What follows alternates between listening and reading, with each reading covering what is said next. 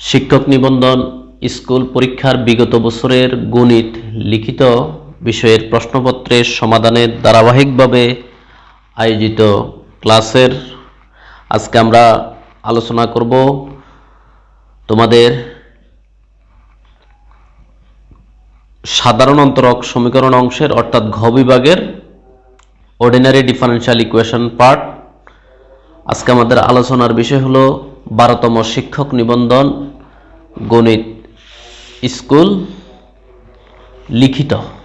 সংক্ষেপে বললাম 12তম শিক্ষক নিবন্ধন স্কুল, যেটা 2015 সালে অনুষ্ঠিত হয়েছিল।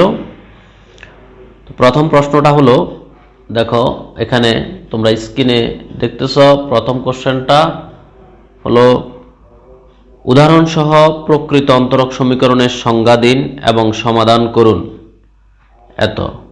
এখানে এটা অর্ডিনারি বইয়ের চ্যাপ্টার 3 এর পার্ট ডি এ সমাধান আছে, পেজ নাম্বার 129, আর দ্বিতীয় অংশ সেম চ্যাপ্টারেরই চ্যাপ্টার 3D এক্সারসাইজ 2 এর অনুরূপ পেজ 131। তো আমরা প্রথমেই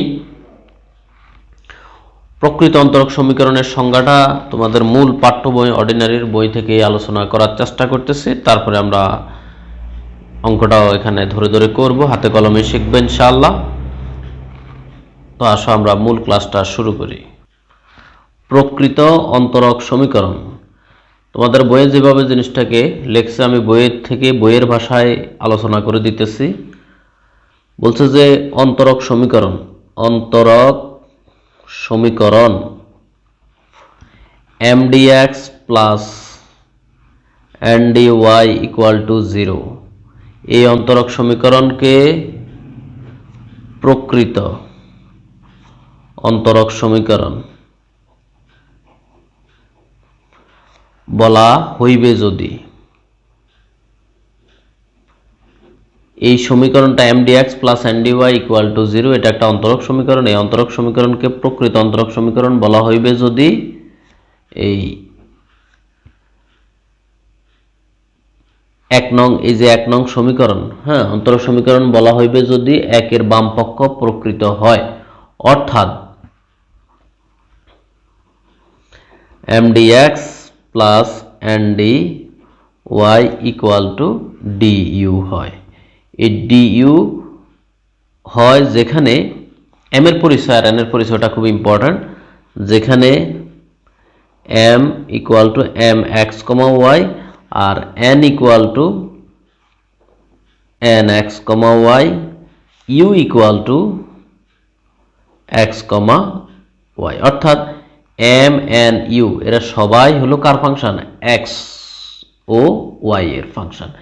এতটুকু জিনিস যদি তুমি লিখে দিতে পারো তাহলে তোমার প্রকৃত অন্তরক সমীকরণের এই ডেফিনেশনটা দেওয়া শেষ। এখন একটা উদাহরণ চেয়েছে, একটা উদাহরণ আকারে যদি আমরা দিতে পারি। উদাহরণ তোমার বইয়ের প্রথম উদাহরণটা আছে এইভাবেই দেওয়া, e to the power x cos y dy। আমি আমাদের হ্যান্ড নোটে কিন্তু এই 12তম নিবন্ধনটা আমি SW হিসাবে দিয়েছি, অর্থাৎ আমি করে দিই নাই, তবে অঙ্ক করার নির্দেশনা দিয়ে দিয়েছি। e to the power x sin y dx equal to 0। দেখো mdx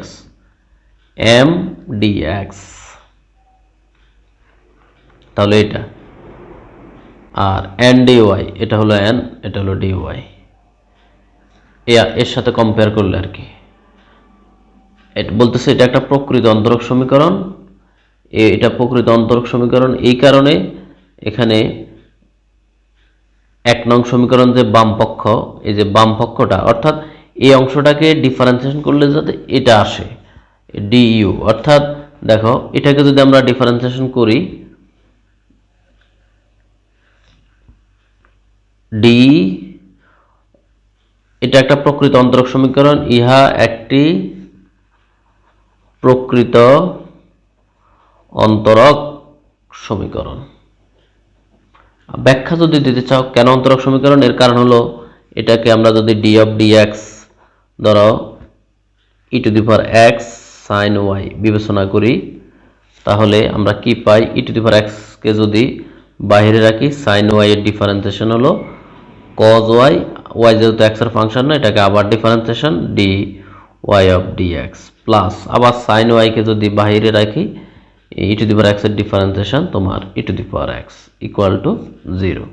এখন dx দ্বারা যদি হরের ওই যে হরের লসাগু তাহলে e to the power x cos y dy plus sin y e to the power x dx। আর এই যে নিচে ধরো dx টা থাকে পরের লাইনে আমার এই dx টা এই পারে গিয়ে শূন্য হয়ে যায়, অর্থাৎ e to the power x cos y dy এটা থাকুক plus sin y e to the power x dx equal to 0। তার মানে এটা থেকে এটা আসতেছে, তাই না? এটা থেকে এটা আসতেছে মানে হলো আমার এই সমীকরণটা এটার মানে হলো অতএব e to the power x cos y dy। এটার গভীরতা কিন্তু আমরা অনেকেই জানি না।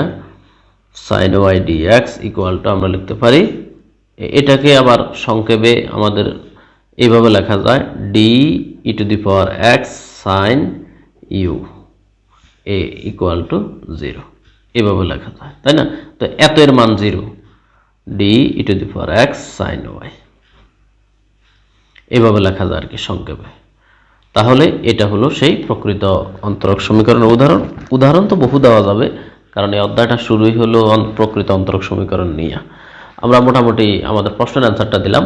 এবার আসো আমরা পরবর্তী এর সাথে কানেক্টেড যে গাণিতিক প্রবলেমটা আছে সেটা সলভ করার চেষ্টা করি।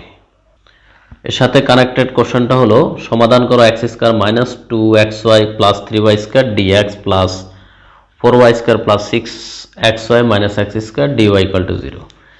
এটা দেখো এটা আমাদের m dx প্লাস এটা হলো n dy ইকুয়াল টু 0 এই সমীকরণের সাথে সম্পর্কযুক্ত ফরম্যাটে দিছে। অর্থাৎ যেহেতু এটা প্রকৃত অন্তরক সমীকরণ বেসিক অংশের সাথে দেওয়া হলো, সেজন্য তোমাদের মাথা রাখতে হবে যে এটা প্রকৃত অন্তরক সমীকরণের যে ফরম্যাট আছে, অঙ্ক করার যে ফরম্যাট আছে সেই নিয়মে আমাদের করতে হবে। এতটুকু বিষয় তো আমরা মাথা রাখতেই পারি।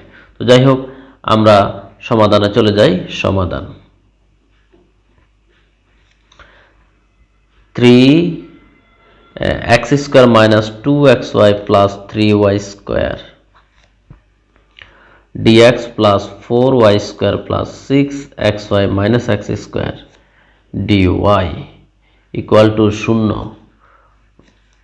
এটাকে আমরা mdx plus ndy equal to 0 এর সহিত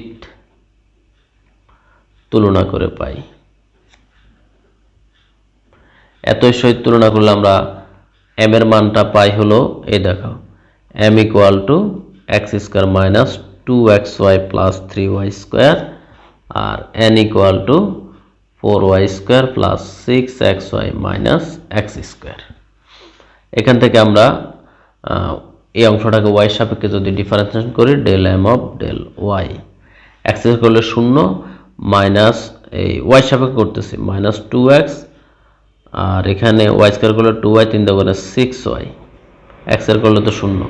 আবার এখান থেকে এটাকে আমরা x এর সাপেক্ষে করি del n of del x, x এর সাপেক্ষে করলে 4y স্কয়ার হলো 0, 6xy 6y কনস্ট্যান্ট, x এর করলে 1 আর x এর করলে 2x। এখন দেখো তো এই দুইটা এক জিনিস না, del m of del y এর মান যা del n of del x এর মান তা। এখানে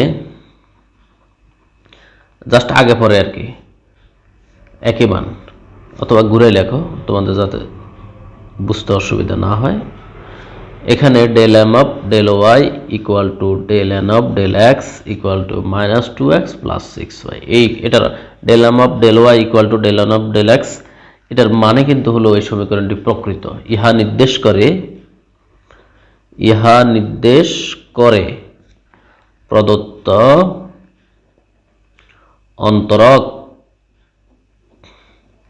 সমীকরণটি প্রকৃত। এখন প্রকৃত হলে তার সমাধান করার যে সূত্রটা আছে সেটা আমরা এখন লিখব। অতএব নির্ণয় সমাধান করার যে সূত্রটা, দেখো সূত্র ফরম্যাট এগুলো তোমাদের আগে থেকেই জানা জিনিস। y ধ্রুব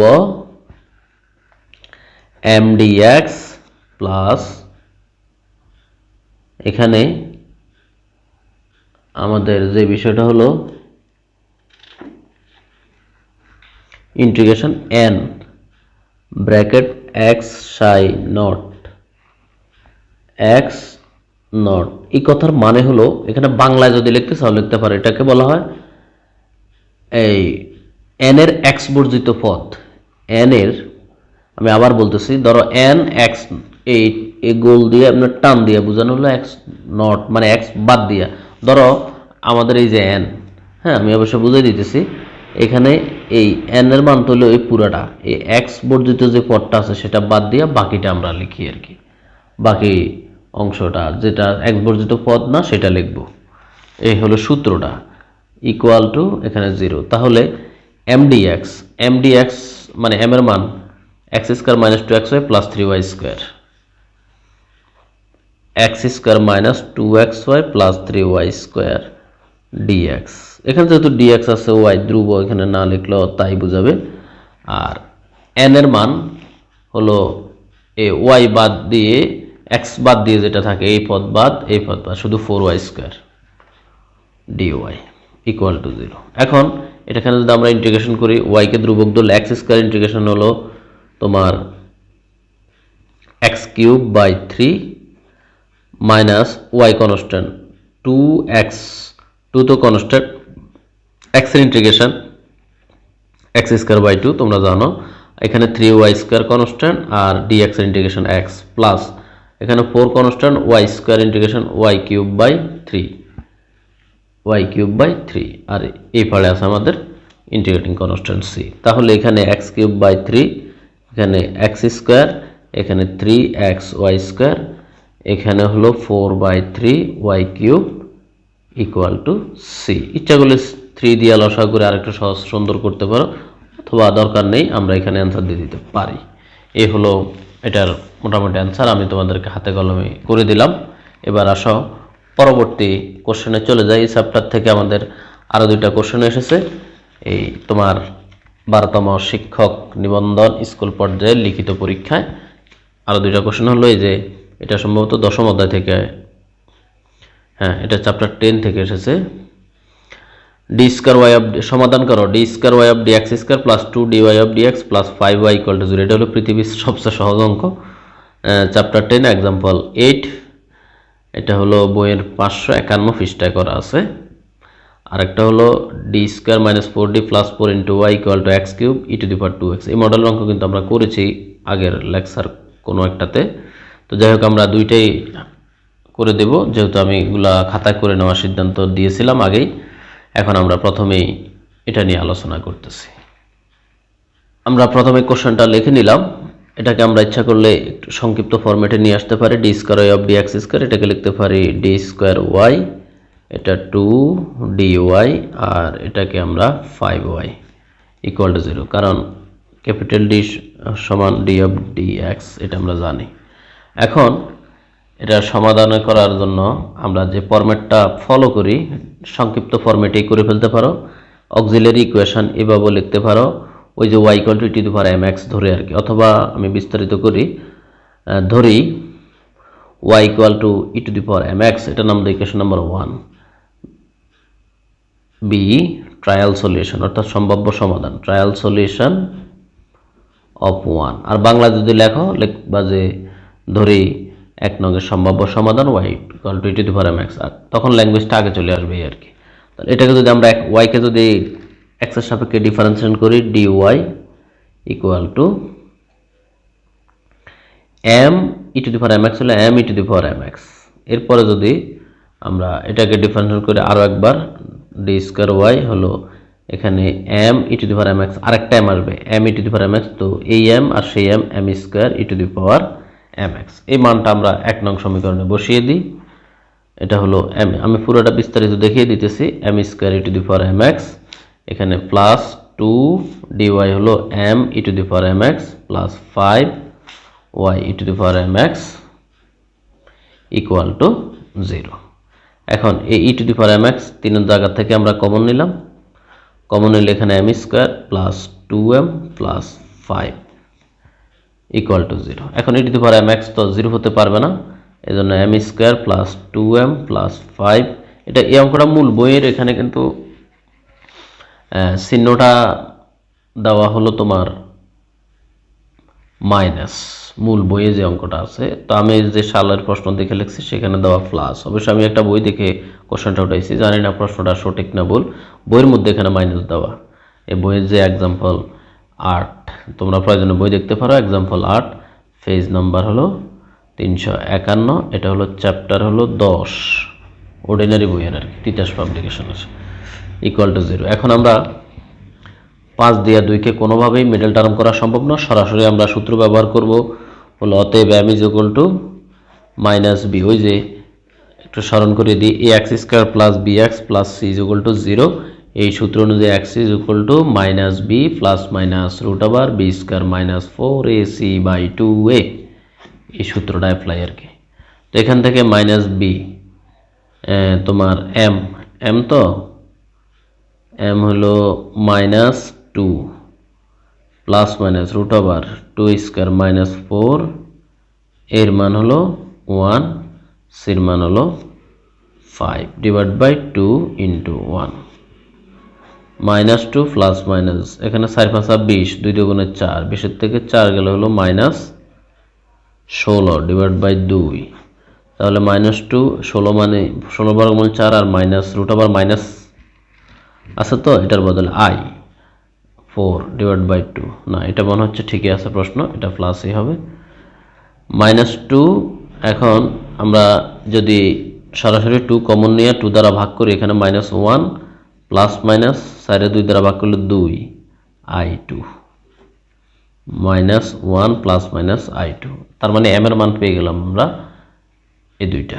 তাহলে একবার মাইনাস নিয়ে যদি আমরা লিখি মাইনাস 1 প্লাস i2 বা 2i যাই বলো, আর একটা হলো মাইনাস 1 মাইনাস i2। এখন এই মানটা আমরা এখন সলিউশন, এটার সাপেক্ষে কিন্তু সলিউশন লিখতে হবে। অতএব মান হলো দুইটা, অতএব yc মানে এখানে অবশ্যই একটাই সমাধান, যেহেতু ডান পাশে 0 আছে, অতএব নির্ণয় সাধারণ সমাধান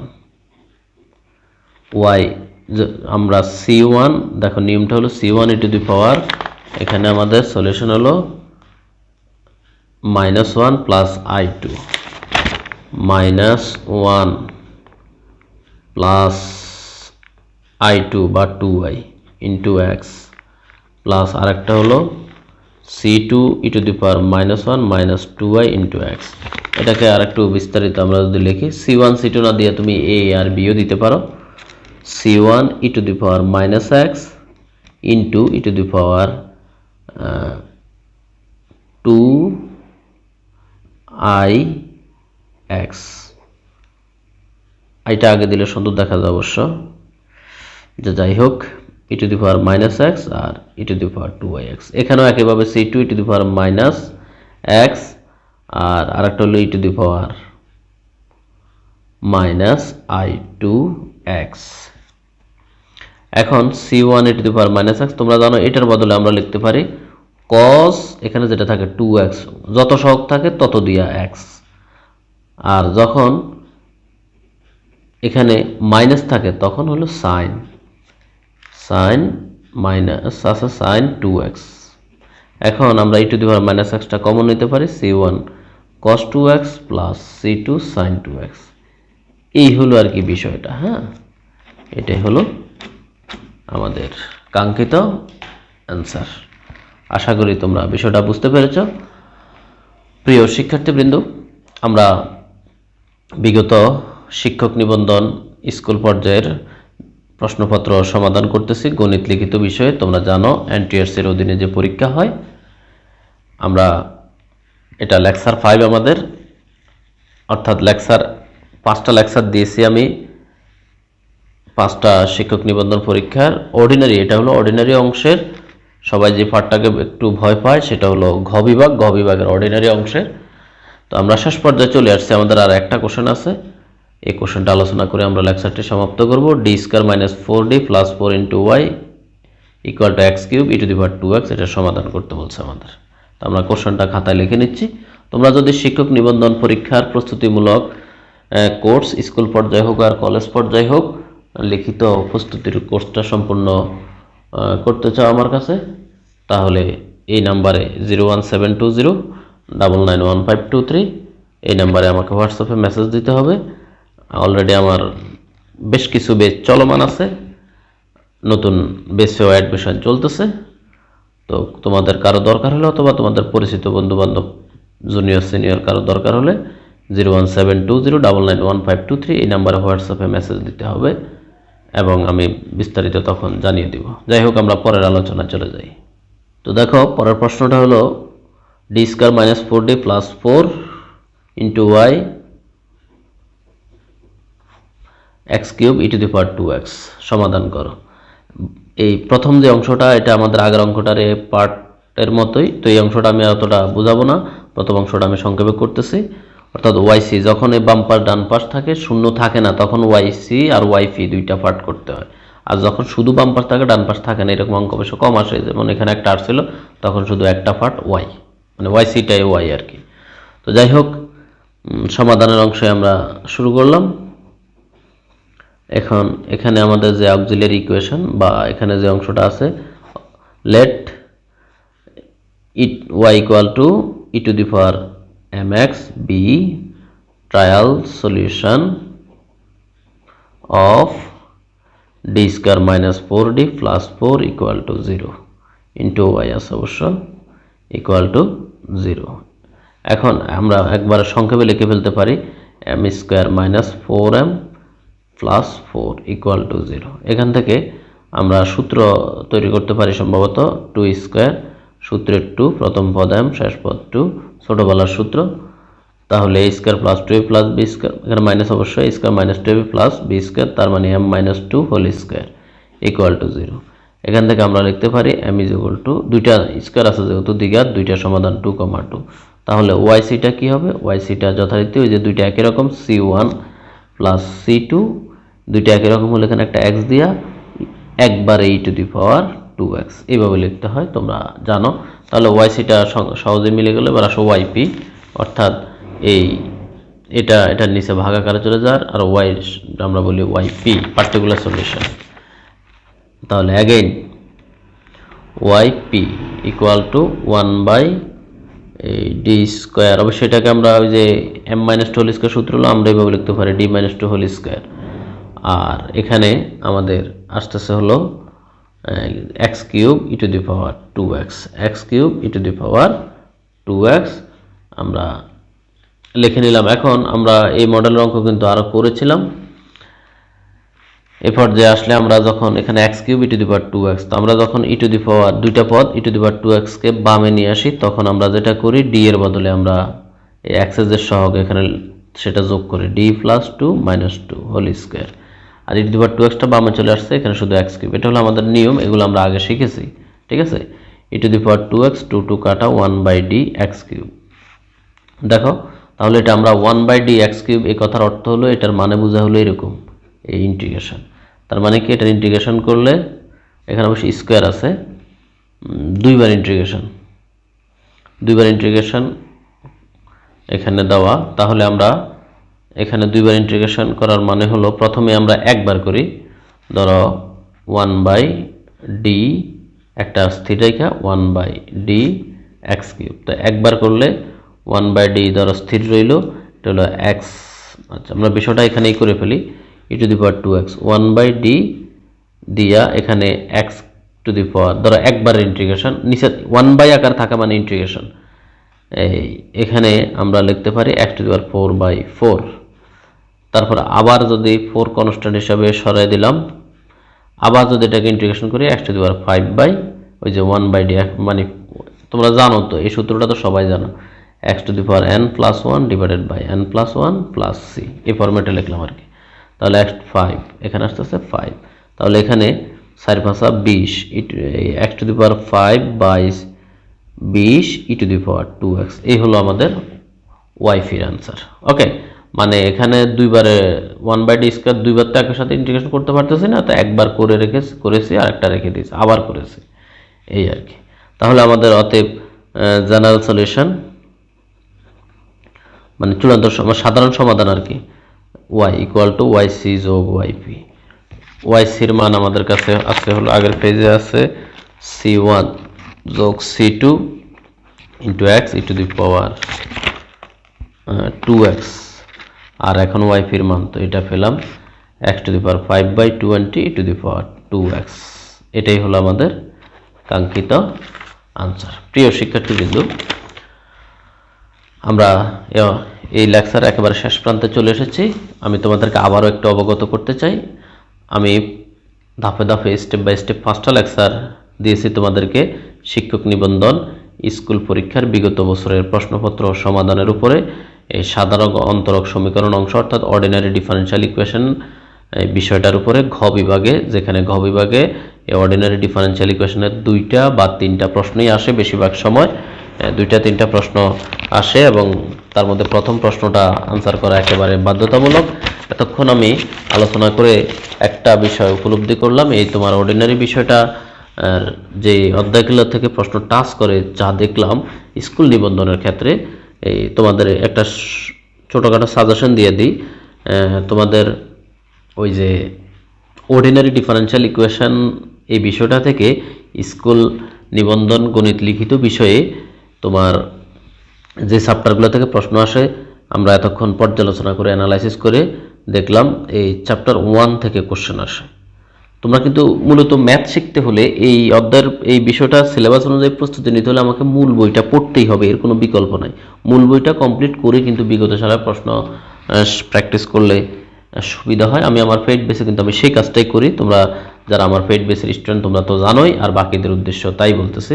চ্যাপ্টার 1, চ্যাপ্টার 3, এখন দেখলাম সর্বশেষ চ্যাপ্টার 10 টাচ করছে, তবে এটা খুবই কম টাচ করে। চ্যাপ্টার 11 আবার দেখলাম যে চ্যাপ্টার 6, তো এই চ্যাপ্টার 3 এবং চ্যাপ্টার 6 একটু কম টাচ করলেও এই চ্যাপ্টার 3 ভালো টাচ করে। চ্যাপ্টার 3, চ্যাপ্টার 1, এরপরে তোমার চ্যাপ্টার 11, এই 3টে হলো একেবারে হট। এই 3টা থেকে তো 100% কোশ্চেন আসবেই। তারপর আমরা দেখলাম যে ষষ্ঠ অধ্যায় থেকে একটা কোশ্চেন এসেছে, এখান থেকে একটা এসেছে, এখান থেকে একটা সালে এসেছে, অবশ্যই পিছনে আরও কয়েকটা সাল আছে। তো আমার মূল কথা হলো যারা একটু কম পারো, কম বুঝো, অসহায় মনে করো নিজেদেরকে, তারা চ্যাপ্টার 1, চ্যাপ্টার 3, চ্যাপ্টার 11 এই 3টা আগে কমপ্লিট করো। তারপরে বাকি ধরো এই 6, 10 এগুলা করলেও করতে পারো, বাদ দিলে বাদ দিতে পারো। তবে এখান থেকে প্রশ্ন আসে, এটা কিন্তু অস্বীকার করার সুযোগ নাই। তোমরা তো এতক্ষণ দেখছোই আমি বিগত সালে যে আলোচনা করছি। তবে এই 3টা থেকে আসবে যে 100% শিওর, এটা কেউ ঠেকাইতে পারবে না। ঠিক আছে, এই হলো স্কুলের জন্য, স্কুল নিবন্ধন গণিত লিখিত বিষয়ের জন্য অর্ডিনারি অংশের সাজেশন। এটা হলো অর্ডিনারি সাজেশন স্কুল NTRCA